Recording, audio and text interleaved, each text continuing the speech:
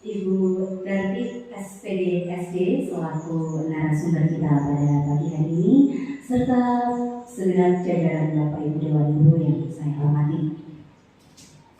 Puji syukur alhamdulillah pada pagi hari ini kita bisa berkumpul bersama di ruangan ini dalam acara sosialisasi budaya positif yang pada pagi hari ini akan dipaparkan materi-materi dan juga contoh-contoh penerapannya nanti dari narasumber kita Ibu Darti SPDSD.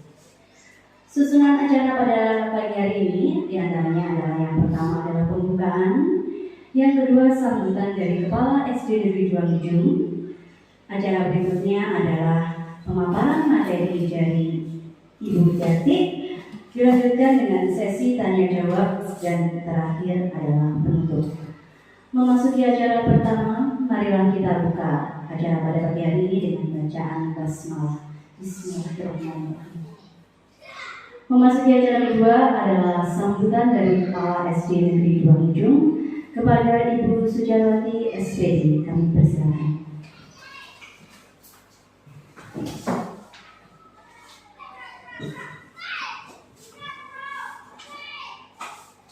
Assalamualaikum warahmatullahi wabarakatuh.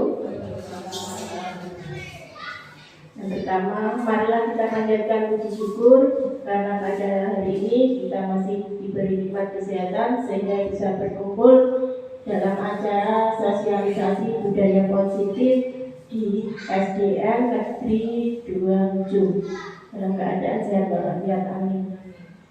Yang kedua, langsung saja. Di sini rekan kerja saya dari SPD akan melakukan sosialisasi budaya positif sebagai calon guru penggerak angkatan ke-7.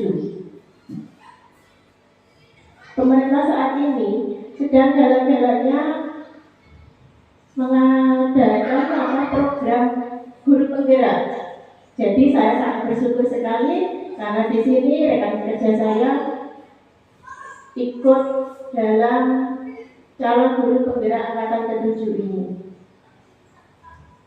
Selanjutnya langsung saja ya, nanti Bu Darti akan mensosialisasikan budaya positif yang ada di SD Negeri Duangujung. Waktu dan tempat langsung saja saya dilaksanakan.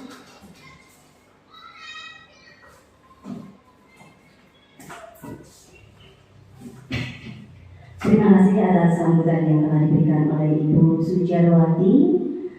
Memasuki acara berikutnya adalah acara inti dari segala inti acara yang akan kita laksanakan, yakni pemaparan materi tentang budaya positif yang akan disampaikan oleh Ibu Darti.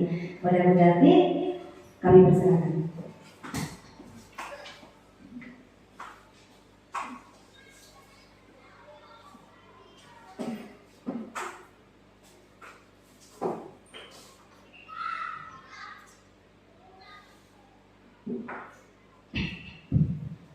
Assalamualaikum warahmatullahi wabarakatuh.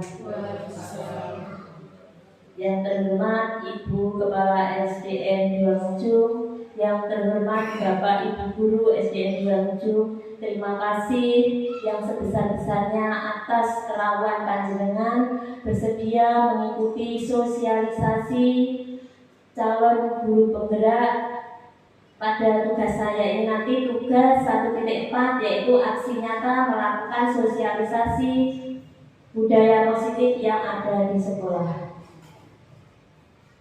Di sini yang ingin saya sampaikan tentang budaya positif yang ada di sekolah. Budaya positif itu untuk membangun budaya yang positif, sekolah perlu menyediakan lingkungan yang positif, aman dan nyaman agar murid-murid mampu berpikir, bertindak, dan mencipta dengan merdeka, mandiri, dan bertanggung jawab. Jadi kita di sini sebagai guru berupaya bagaimana menciptakan lingkungan sekolah itu menjadi budaya positif. Karena di sekolah kita ini terdiri dari berbagai warga sekolah. Di situ harus ada kerjasama, saling mendukung, saling belajar bersama untuk menciptakan kebiasaan-kebiasaan yang ada di sekolah. Dengan adanya kebiasaan-kebiasaan yang baik, maka akan timbul karakter yang baik juga. Dengan adanya karakter yang baik tersebut, maka akan timbul budaya positif yang ada di sekolah. Sekarang ada pertanyaan pemantik ya, Bapak Ibu.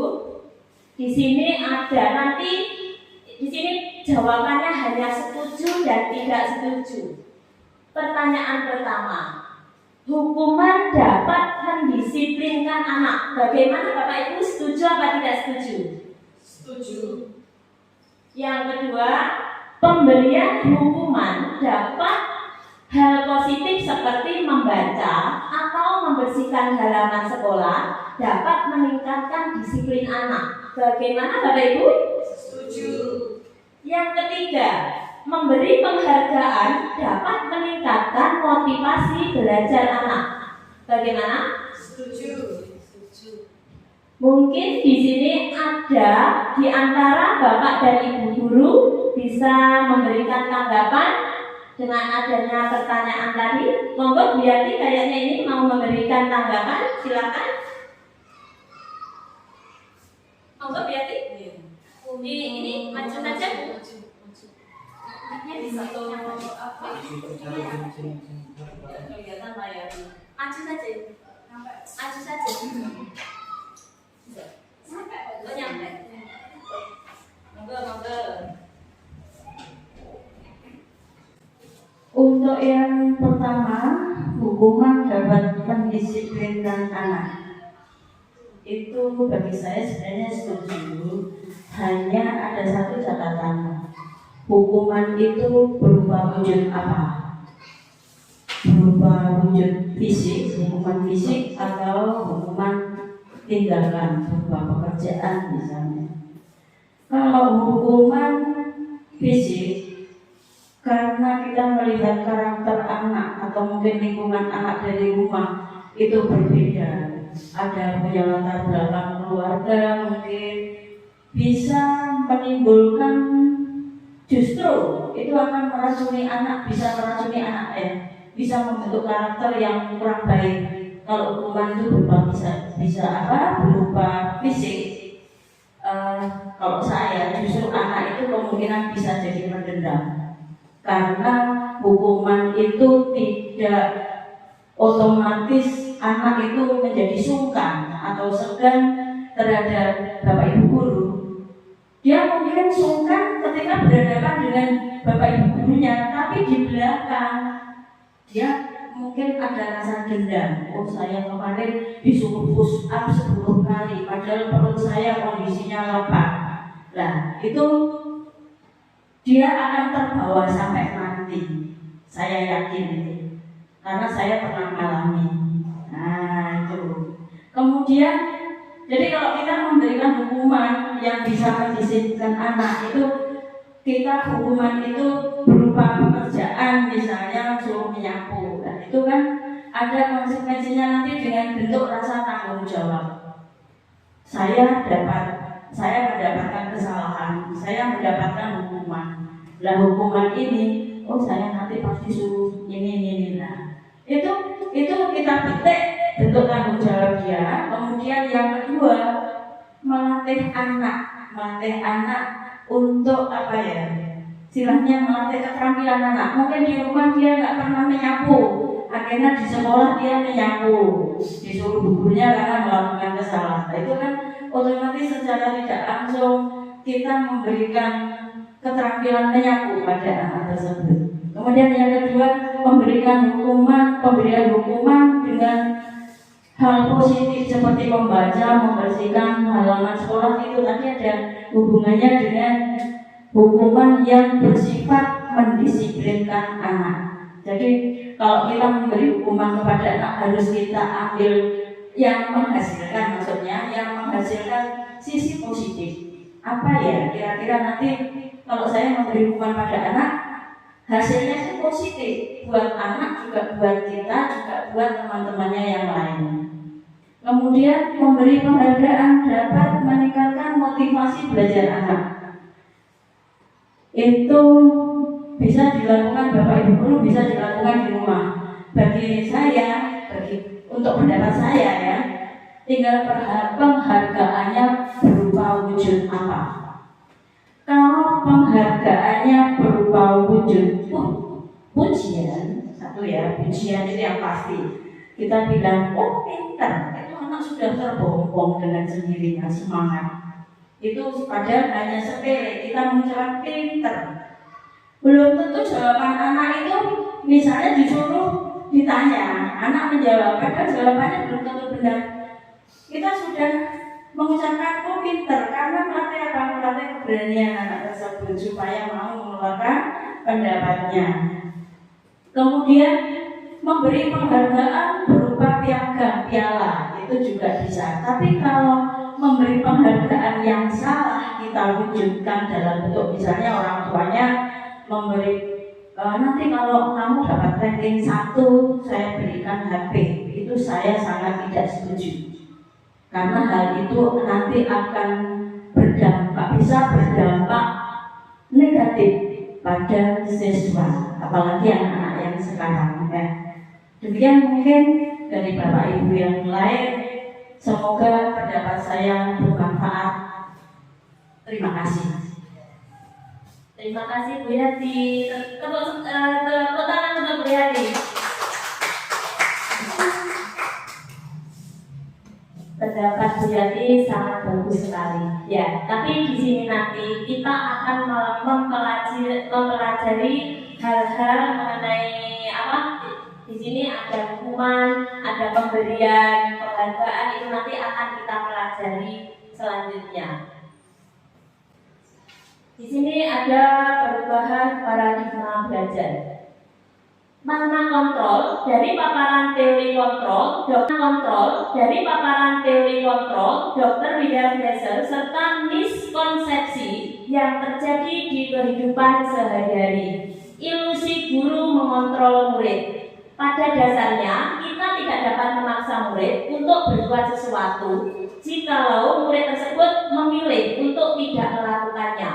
Walaupun tampaknya guru sedang mengontrol perilaku murid, hal demikian terjadi karena murid sedang mengizinkan dirinya dikontrol. Saat itu, bentuk kontrol guru menjadi kebutuhan dasar yang dipilih murid tersebut. Teori kontrol menyatakan bahwa semua perilaku memiliki tujuan, bahkan terhadap perilaku yang tidak disukai. Ilusi bahwa semua penguatan positif efektif dan bermanfaat. Penguatan positif atau bujukan adalah bentuk-bentuk kontrol. Segala usaha untuk mempengaruhi murid agar mengulangi suatu perilaku tertentu adalah suatu usaha untuk mengontrol murid tersebut. Dalam jangka waktu tertentu, kemungkinan murid tersebut akan menyadarinya dan mencoba untuk menolak bujukan kita, atau bisa jadi murid tersebut menjadi tergantung pada pendapat sang guru untuk berusaha. Ilusi bahwa kritik dan membuat orang merasa bersalah dapat menguatkan karakter. Menggunakan kritik dan rasa bersalah untuk mengontrol murid menuju pada identitas gagal. Mereka belajar untuk merasa buruk tentang diri mereka. Mereka mengembangkan dialog diri yang negatif. Kadangkala sulit bagi guru untuk mengidentifikasi bahwa mereka sedang melakukan perilaku ini, karena seringkali guru cukup menggunakan suara halus dan menyampaikan pesan negatif. Ilusi bahwa orang dewasa memiliki hak untuk memaksa. Banyak orang dewasa yang percaya bahwa mereka memiliki tanggung jawab untuk membuat murid-murid berbuat hal-hal tertentu. Apapun yang dilakukan dapat diterima selama ada sebuah kemajuan berdasarkan sebuah pengukuhan kinerja. Pada saat itu pula orang dewasa akan menyadari bahwa perilaku memaksa tidak akan efektif untuk jangka waktu panjang. dan sebuah hubungan permusuhan akan terbentuk. Di sini saya minta rekan saya, Bu Sela, tolong maju Bu Sela. Tolong juga Bu Sela.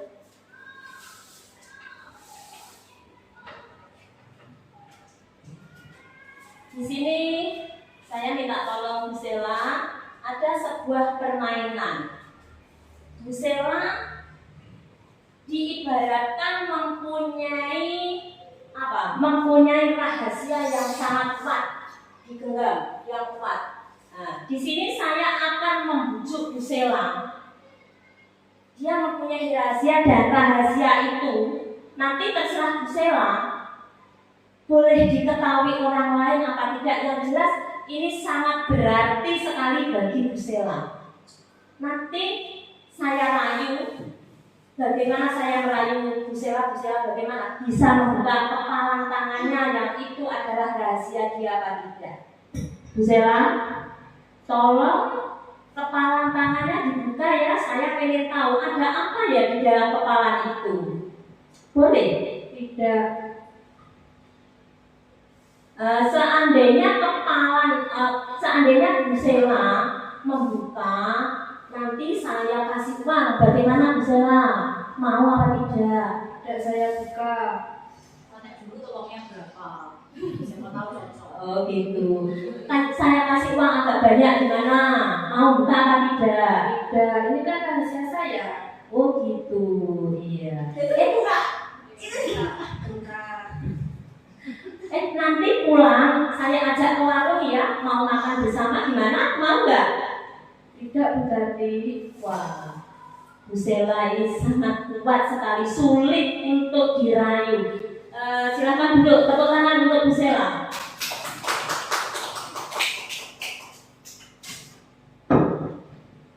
Di sini Bu Sela mempunyai keyakinan yang kuat, dia tidak mau dirayu, bahkan dimintai untuk membuka rahasianya juga tidak mau. Di sini yang memegang kontrol, di sini Bu Sela adalah sebagai pemegang kontrol. Jadi sulit saya meskipun merayu bagaimana dia tetap pemegang kontrolnya, sulit untuk memberikan apa yang jadi. Di sini yang pertama ada stimulus respon, ada paradigma stimulus respon kepada pendekatan teori kontrol. Stimulus respon ada realitas atau kebutuhan kita sama, tapi teori kontrol realitas atau kebutuhan kita berbeda. Yang kedua, semua orang melihat hal yang sama, tapi teori kontrol setiap orang memiliki gambaran berbeda. Yang ketiga, kita mencoba mengubah agar orang berpandangan sama dengan kita. Teori kontrol, kita berusaha memahami pandangan orang lain tentang dunia. Perilaku buruk dilihat sebagai suatu kesalahan. Teori kontrol, semua perilaku memiliki tujuan. Orang lain bisa mengontrol saya, hanya Anda yang bisa mengontrol diri Anda. Saya bisa mengontrol orang lain, Anda tidak bisa mengontrol orang lain. Pemaksaan ada pada saat bujukan gagal. Teori kontrol, kolaborasi, dan konsensus menciptakan pilihan-pilihan baru. Model berpikir menang kalah. Teori kontrolnya, model berpikir menang-menang.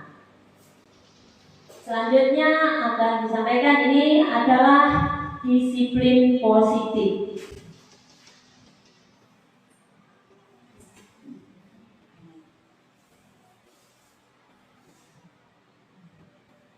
Disiplin positif selanjutnya. Dalam budaya kita, maka kata disiplin dimaknai menjadi sesuatu yang dilakukan seseorang pada orang lain untuk mendapatkan kepatuhan. Kita cenderung menghubungkan kata disiplin dengan ketidaknyamanan.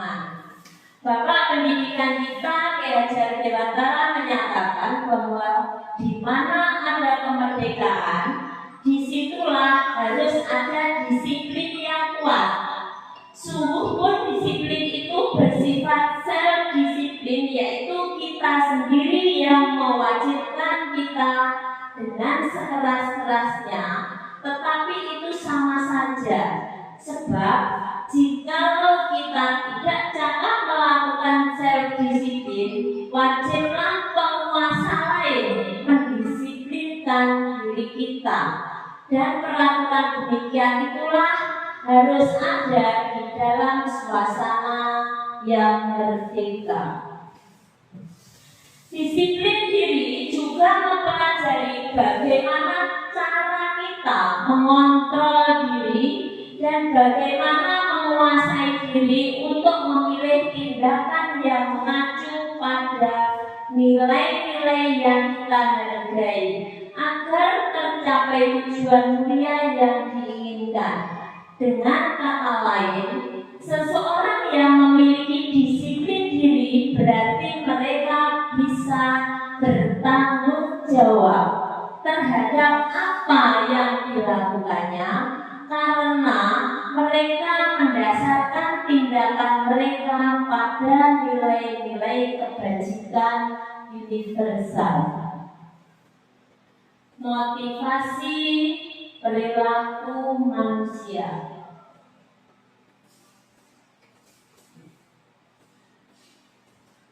Dan Besen dalam bukunya Restructuring School Discipline menyatakan ada 3 motivasi perilaku manusia. 1. Untuk menghindari ketidaknyamanan atau hukuman. Biasanya orang yang motivasi perilakunya untuk menghindari hukuman atau ketidaknyamanan akan bertanya, apa yang akan terjadi apabila saya tidak melakukannya?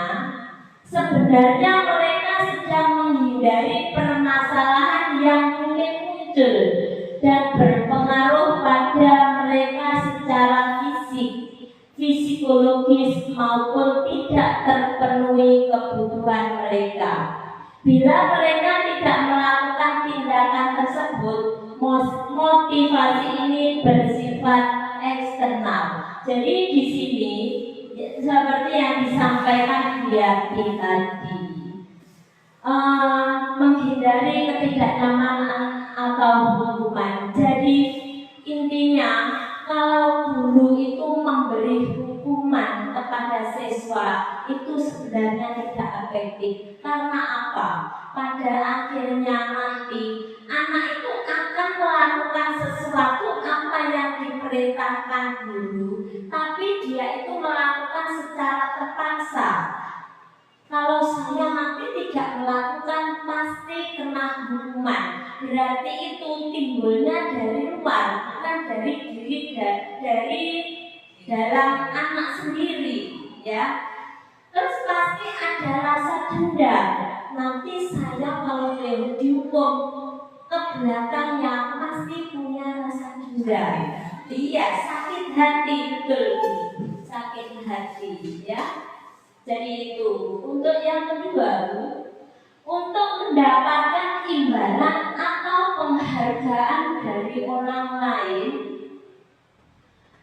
orang dengan motivasi ini akan bertanya, apa yang akan saya dapatkan apabila saya melakukannya? Mereka melakukan sebuah tindakan untuk mendapatkan pujian dari orang lain yang menurut mereka penting, dan mereka letakkan dalam dunia berkualitas mereka. Mereka juga melakukan sesuatu untuk mendapatkan hadiah, pengakuan atau imbalan. Motivasi ini juga bersifat eksternal. Jadi pemberian hadiah, pemberian penghargaan itu sebenarnya juga kurang efektif dilakukan kepada siswa. Karena gini, kalau anak itu diberi penghargaan, dia akan melakukan sesuatu karena dia mendapatkan penghargaan penghargaan, bukan dari dalam diri anak. Sebelum ini pengalaman saya sendiri, sebelum saya mengikuti guru penggerak, saya itu sering kali membuat suatu penghargaan yang ada di kelas saya, yaitu berupa bintang, Bapak Ibu. Berupa bintang bagi siapa yang dia bisa menjawab pertanyaan, itu saya kasih bintang, terus dikasih door prize itu. Tapi kenyataannya setelah mempelajari guru penggerak, hal tersebut tidak efektif. Karena apa?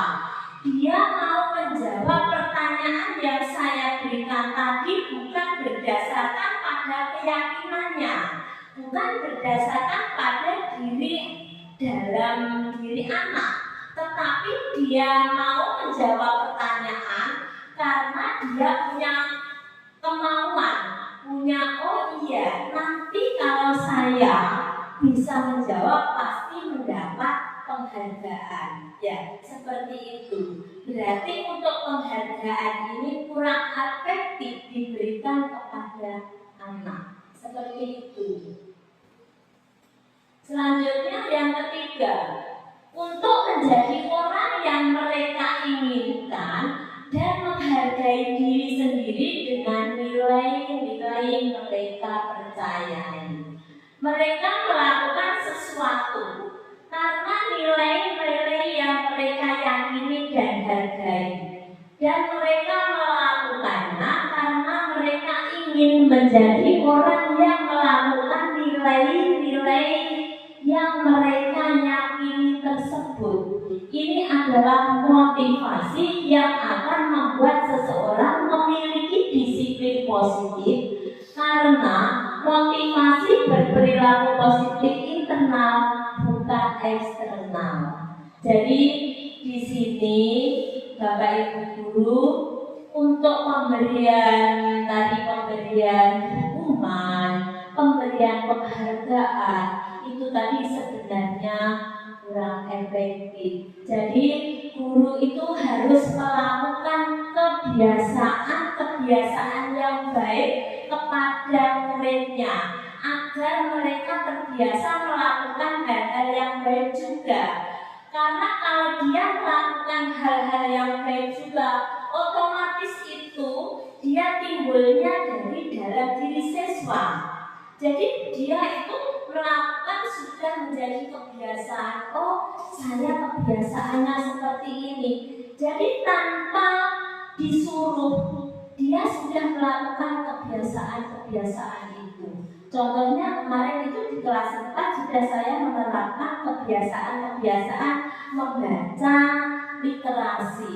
Setelah saya terapkan setiap hari itu saya suruh, yang dulunya itu saya suruh membaca, menunggu perintah saya. Tapi berikutnya kalau saya beri kebiasaan-kebiasaan, ternyata anak itu tidak perlu diberitahu, tidak perlu diperintah. Dia secara sendiri melakukan kebiasaan-kebiasaan apa yang mereka lakukan kesehariannya untuk melakukan hal-hal yang baik seperti itu. Di sini ada 5 kebutuhan dasar manusia. Seluruh tindakan manusia memiliki tujuan tertentu. Semua yang kita lakukan adalah usaha terbaik untuk mendapatkan apa yang kita inginkan. Ketika kita mendapatkan apa yang kita inginkan, sebetulnya saat itu kita sedang memenuhi satu atau lebih dari satu kebutuhan dasar kita, yaitu kebutuhan dasar untuk bertahan hidup, kasih sayang, merasa diterima, kebebasan, kesenangan, dan penguasaan. Satu kebutuhan bertahan hidup adalah kebutuhan yang bersifat fisiologis untuk bertahan hidup, misalnya kesehatan, rumah, dan makanan. Kebutuhan biologis sebagai bagian dari proses reproduksi termasuk kebutuhan untuk tetap bertahan hidup. Komponen fisiologis pada kebutuhan ini meliputi kebutuhan akan perasaan nyaman. Yang kedua, kasih sayang dan rasa diterima atau kebutuhan untuk diterima. Kebutuhan untuk disayangi dan diterima meliputi kebutuhan akan hubungan dan koneksi sosial. Kebutuhan untuk memberi dan menerima kasih sayang, dan kebutuhan untuk merasa menjadi bagian dari suatu kelompok. Kebutuhan ini juga meliputi keinginan untuk tetap terhubung dengan orang lain seperti teman, keluarga, pasangan hidup, teman kerja, binatang peliharaan, dan kelompok di mana kita tergabung. Yang ketiga, penguasaan atau kebutuhan pengakuan atas kemampuan. Kebutuhan ini berhubungan dengan kekuatan untuk mencapai sesuatu, menjadi kompeten, menjadi terampil, diakui atas prestasi dan keterampilan kita, didengarkan dan memiliki rasa harga diri. Kebutuhan ini meliputi keinginan untuk dianggap berharga, bisa membuat perbedaan, bisa membuat pencapaian kompeten diakui, dihormati. Ini meliputi self-esteem dan keinginan untuk meninggalkan pengaruh. Yang keempat, kebebasan atau kebutuhan akan pilihan. Kebutuhan untuk bebas adalah kebutuhan akan kemandirian, otonomi, memiliki pilihan dan mampu mengendalikan arah hidup seseorang. Anak-anak dengan kebutuhan kebebasan yang tinggi menginginkan pilihan, mereka perlu banyak bergerak, suka mencoba-coba, tidak terlalu terpengaruh orang lain, dan senang mencoba hal baru dan menarik. Yang kelima, kesenangan atau kebutuhan untuk merasa senang. Kebutuhan akan kesenangan adalah kebutuhan untuk mencari kesenangan, bermain dan tertawa. Bayangkan, hidup tanpa kenikmatan apapun, betapa menyedihkan. Glaser menghubungkan kebutuhan akan kesenangan dengan belajar. Semua hewan dengan tingkat intelijensi tinggi, contohnya anjing, lumba-lumba, primata, dan lain-lain, bermain. Saat mereka bermain, mereka mempelajari keterampilan hidup yang penting. Dilanjutkan dengan posisi kontrol restitusi.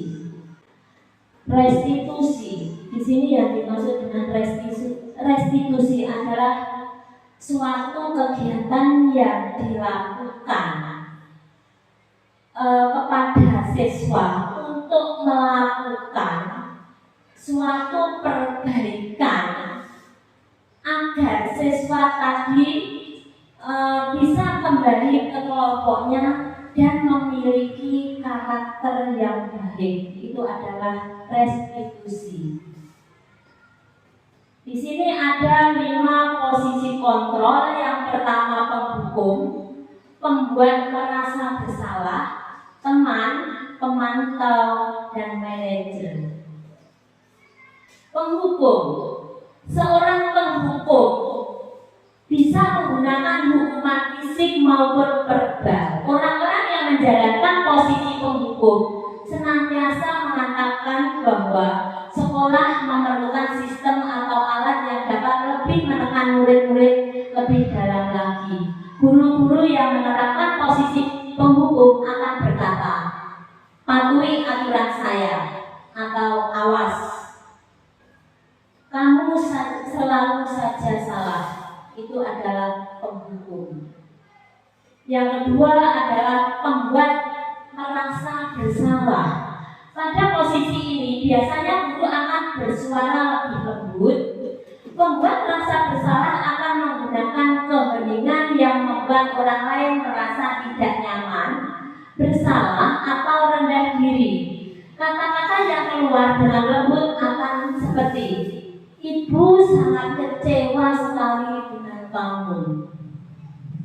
berapa kali ibu harus memberitahu kamu ya, itu adalah membuat merasa bersalah. Yang ketiga, sebagai teman. Posisi yang ketiga adalah sebagai teman. Guru pada posisi ini tidak akan menyakiti murid, namun akan tetap berupaya mengontrol murid melalui persuasi. Posisi teman pada guru biasanya negatif atau positif. Positif di sini berupa hubungan baik yang terjadi antara guru dan murid.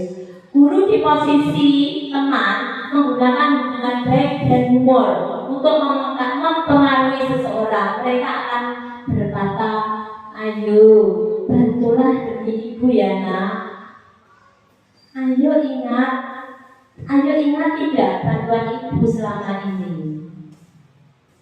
Itu adalah posisi teman. Biasanya di sini ada senyum-senyum juga. Selanjutnya adalah pemantau. Posisi kontrol yang keempat, pemantau. Memantau berarti mengawasi. Pada saat kita mengawasi, kita bertanggung jawab atas perilaku orang-orang yang kita awasi. Posisi pemantau berdasarkan pada peraturan dan konsekuensi dengan menggunakan sanksi atau konsekuensi. Kita dapat memisahkan hubungan pribadi kita dengan murid. Pertanyaan yang diajukan seorang pemantau seperti ini. Peraturannya apa? Apa yang telah kamu lakukan? Nah, itu posisi kontrol sebagai pemantau. Yang kelima adalah sebagai manajer. Sebagai manajer di sini adalah posisi di mana guru berbuat sesuatu bersama dengan murid, mempersilahkan murid mempertanggungjawabkan perilakunya, mendukung murid agar dapat menemukan solusi atas permasalahannya sendiri. Seorang manajer telah memiliki keterampilan di posisi teman maupun pemantau, dan dengan demikian bisa jadi waktu-waktu tertentu kembali kepada kedua posisi tersebut bila diperlukan. Biasanya pertanyaan yang diajukan seperti ini. Apa yang kita yakini? Menanyakan keyakinan kelasnya. Apa yang kamu meyakininya? Yang ketiga, jika kamu meyakininya, apakah kamu bersedia memperbaikinya? Di sini ada 5 posisi kontrol. Biasanya yang Bapak Ibu gunakan yang mana, Bapak Ibu? Menggunakan posisi kontrol yang mana? Sebagai teman, sebagai penghukum, pembuat merasa bersalah, pemantau, atau manajer, Bapak Ibu? Sebagai teman, ya. Mungkin karena di sini kan punya punya kemampuan, anak-anak itu kan punya kemampuan sendiri-sendiri. Jadi Bapak Ibu itu bisa menerapkan yang mana yang mereka inginkan. Tapi ini yang biasanya diterapkan yang paling efektif adalah sebagai manajer, ya Bapak Ibu.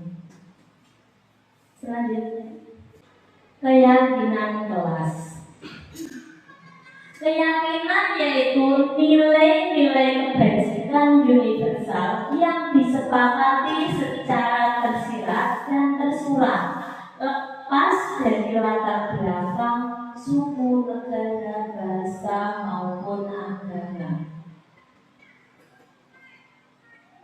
Mengapa keyakinan kelas? Mengapa tidak peraturan kelas saja? Seseorang akan lebih tergerak dan bersemangat untuk menjalankan keyakinannya daripada hanya sekedar mengikuti serangkaian peraturan tertulis tanpa makna. Murid-murid pun demikian. Mereka perlu mendengarkan dan memahami arti sesungguhnya tentang peraturan-peraturan yang diberikan. Apa nilai-nilai kebajikan di balik peraturan tersebut? Apa tujuan utamanya dan menjadi tidak tertarik atau takut sehingga hanya sekedar mengikuti serangkaian peraturan-peraturan yang mengatur mereka tanpa memahami tujuan mulianya. Jadi di sini mengapa kok keyakinan kelas, mengapa kok tidak peraturan kelas? Di sini ya, kalau keyakinan kelas itu, Bapak Ibu, keyakinan kelas itu dibuat berdasarkan apa yang diajukan murid. Jadi siswa di sini mengajukan sebuah ide, apa yang ada pada diri anak tersebut diajukan kepada ibu guru yang ada di kelasnya. Jadi itu berasal dari dalam diri anak. Apa yang angan-angan apa yang ingin disampaikan, terus hal tersebut dibuat keyakinan, ditulis di kelas, itu adalah keyakinan kelas. Tapi kalau peraturan kelas itu yang membuat itu sekolah atau kelas. Jadi anak itu terpaksa harus mematuhi. Jadi tidak dari dalam diri anak, tapi itu dari eksternal, dari luar. Selanjutnya, di sini contoh keyakinan kelas, peraturan kelas. Kalau peraturan kelas selalu kembalikan buku ke tempatnya. Kalau keyakinan kelas, bertanggung jawab terhadap diri sendiri dan orang lain. Dia punya rasa tanggung jawab. Yang dua, dilarang mengganggu orang lain. Keyakinan kelasnya menghormati orang lain, saling menghormati. Yang ketiga, gunakan masker demi untuk keyakinan kelasnya kesehatan, menjaga kesehatan dan keselamatan. Hadir di sekolah 15 menit sebelum pelajaran. Itu adalah kedisiplinan, menjaga kedisiplinan di kelas dan di sekolah. Nah, ini Bapak Ibu keyakinan yang saya buat di kelas 4. Di sini ada menjaga kebersihan kelas, bekerja sama dengan teman, menghargai serta menghormati guru dan teman, berkomitmen terhadap tugas yang diberikan. Yang berikutnya adalah anggota kelas merasa nyaman. Ini ada video Ibu yang kemarin saya melakukan keyakinan di kelas 4.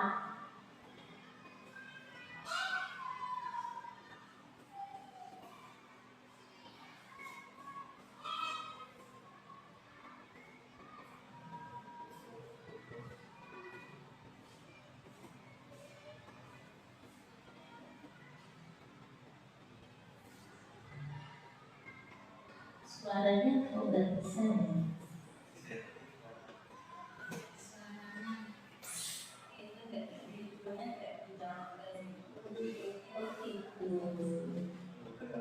Mungkin bisa itu jadi videonya diputar terus Bu Dati yang menjelaskan apa yang ada di video Gitu, iya. Ya, itu saya memberikan mau melakukan keyakinan kelas terhadap murid-murid saya. Itu saya untuk memberi semangat anak-anak saya untuk semangat dulu agar anak-anak kembali ceria lagi.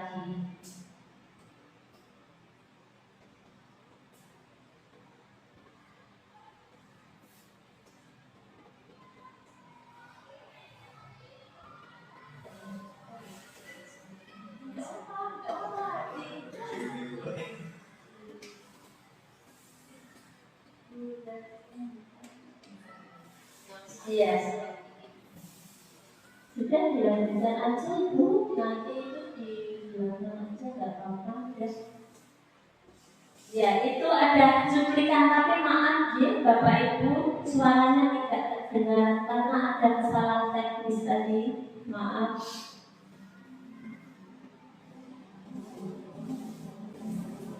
untuk selanjutnya adalah segitiga restitusi. Segitiga restitusi. Di sini yang pertama adalah validasi tindakan Yang pertama adalah menstabilkan identitas, yang kedua validasi tindakan yang salah, yang ketiga adalah menanyakan keyakinan.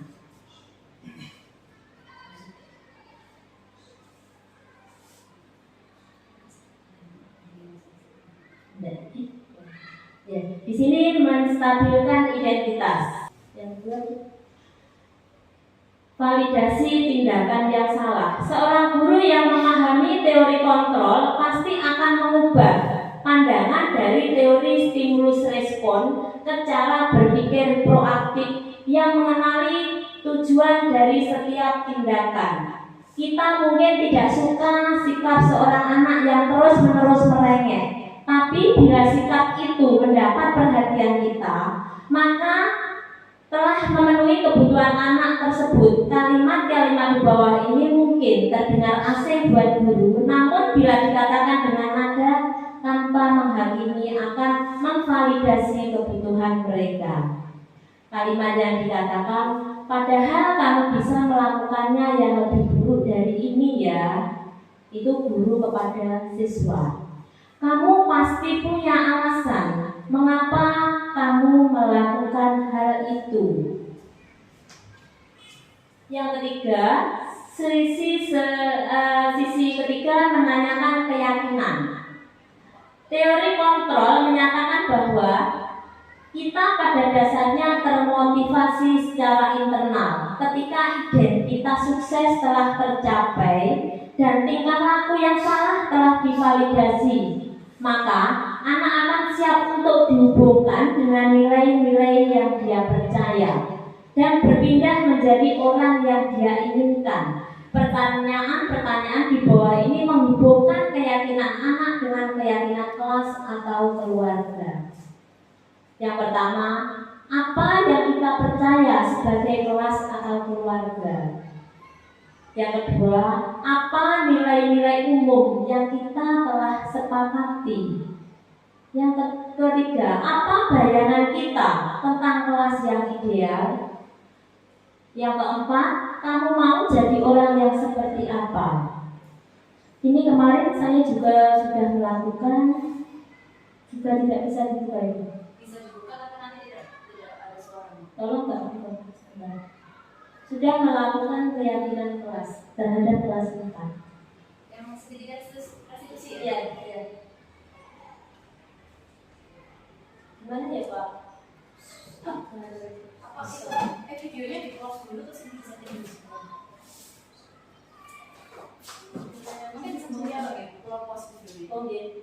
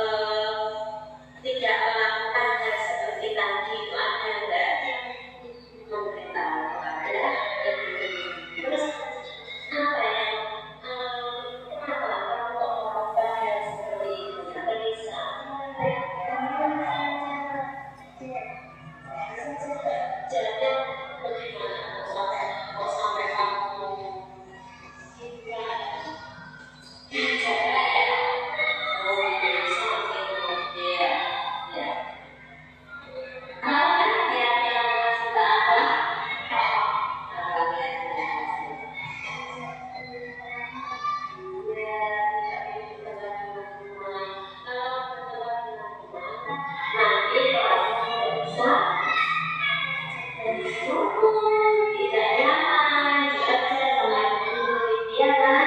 Ya nanti tidak boleh nasihat seperti itu. Minta maaf pada saya nak ya. Ya sudah silakan saudari kelasnya.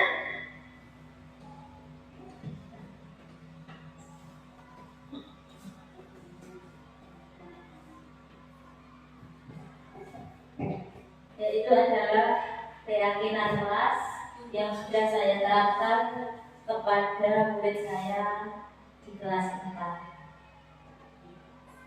Terima kasih atas perhatian Bapak dan Ibu semua atas apa yang saya berikan tentang sosialisasi budaya positif yang ada di sekolah.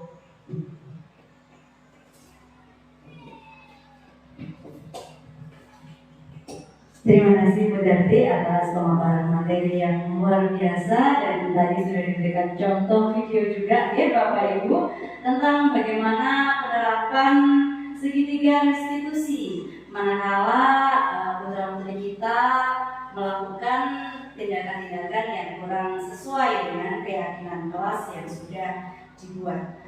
Berikutnya adalah sesi tanya jawab. Dalam sesi ini sementara saya tampung dulu 2 pertanyaan untuk nanti akan dijawab oleh Bu Darti. Monggo apabila ada yang ingin bertanya tentang materi maupun implementasi dari apa yang sudah disampaikan oleh Bu Darti tadi. Monggo, sinten Ibu Ida. Halo, Jess, monggo Bu.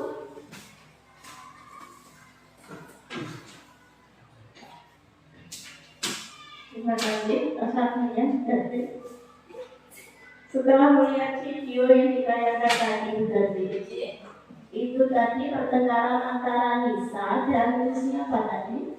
Iya. Di situ saya yang setahu saya kalau Nisa itu bisa digolongkan ABK, anak berkebutuhan khusus, ya seperti itu. Apakah hanya dengan keyakinan kelas? Tadi Nisa di videonya tidak ditanyain Ibu. Ya.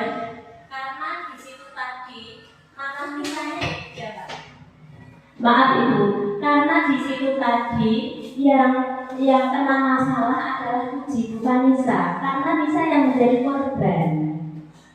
Oh, Nisanya yang jadi korban. Apakah maksud saya, apakah untuk ABK itu dengan diterapkan keyakinan kelas, apakah bisa mengikuti seperti itu? Ya, untuk ABK, ya. Terima kasih. Ya. Terima kasih atas pertanyaan yang diberikan Ibu Kepala Sekolah. Di sini untuk anak ABK itu Ibu untuk keyakinan kelas, tapi untuk Nisa di sini tergolong anak yang maksudnya ini pendiam. Pendiam maksudnya seperti ini. Kalau Nisa itu tidak diganggu temannya, dia tidak akan mengganggu temannya juga. Jadi dia itu menuruti apa yang ada di kelas, itu dituruti. Misalkan ada keyakinan apa, dia juga mau menuruti apa yang peraturan keyakinan apa yang ada di kelas itu juga mau. Asalkan temannya tidak mengganggu dia juga akan tidak akan berteriak atau mengganggu yang lain seperti itu. Bagaimana Bu Sujarwati, mungkin ada tanggapan lagi? Ya, jadi dari apa yang disampaikan oleh Bu Darti tadi, kita semua dapat mengambil kesimpulan bahwa seperti yang kita tahu, Nisa ini memang bisa dikategorikan sebagai ABK, tapi bukan dalam menunjukkan gejala yang berat. Jadi masih kalau dikategorikan, saya bilang itu slow learner ya Bu Darti. Jadi dia memang lamban dalam pembelajaran, tapi ketika diberikan keyakinan kelas masih bisa mengikuti begitu ya Bu Darti. Ya, itu tadi pertanyaan yang pertama. Pertanyaan yang kedua, monggo. Ya, Bu Dina.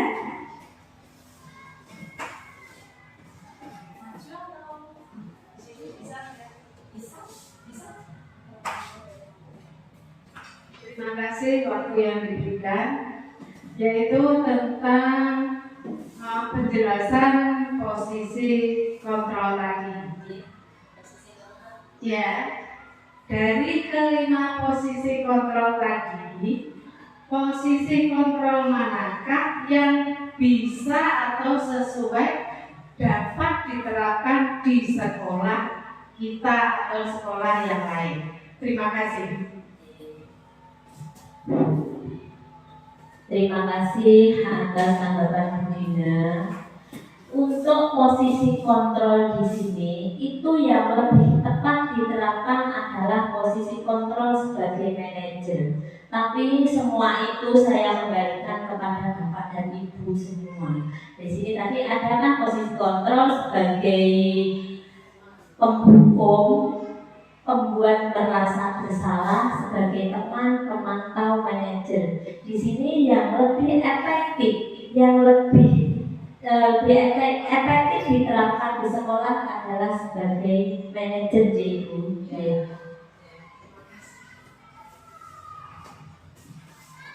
Baik, terima kasih Bu Darti. Jadi seperti yang disampaikan Bu Darti, dia punya untuk posisi yang paling direkomendasikan untuk diterapkan adalah posisi manajer.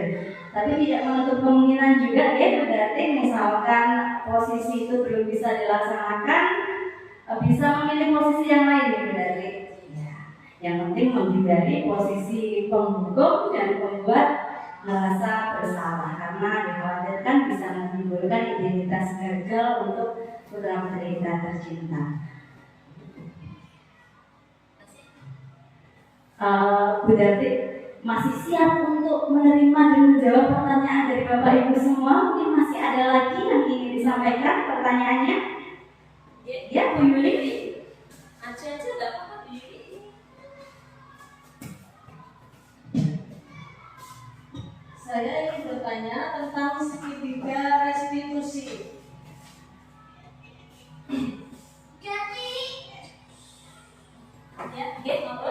Segitiga restitusi. Apakah dalam penerapan segitiga restitusi itu harus diterapkan secara urut? Ya. Untuk segitiga restitusi itu memang harus dilaksanakan secara urut. Di situ tadi yang pertama adalah menstabilkan identitas, ya. Yang kedua, di situ setelah stabil itu nanti validasi tindakan yang salah, dia mengajukan pertanyaan-pertanyaan. Baru yang ketiga adalah menanyakan keyakinan yang ada di kelasnya. Seperti itu, Yuli. Jadi urut dilaksanakan. Langkah yang pertama itu menstabilkan identitas dulu, baru validasi tindakan yang salah, yang terakhir baru menanyakan keyakinan kelasnya. Begitu ya Bu Yuli, dapat diterima atau mungkin ada tanggapan lagi? Sudah. Ada lagi Bapak Ibu yang ingin mengajukan pertanyaan? Ibu Sela? Sudah. Sudah Bu Darti, masih ada lagi yang perlu disampaikan? Ya.